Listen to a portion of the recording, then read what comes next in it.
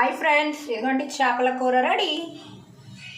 అలాగే white rice, అలాగే రొయ్యల కర్రీ. నచ్చితే ఇదే లైక్ చేయండి అబ్బా, మా ఛానల్ సబ్స్క్రైబ్ చేసుకోండి.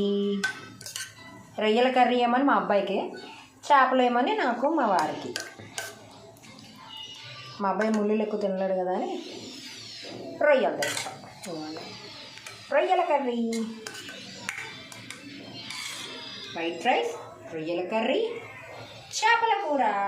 Please like and subscribe. మీ ఇంట్లో లంచ్ ఏంటో కామెంట్ చేయండి.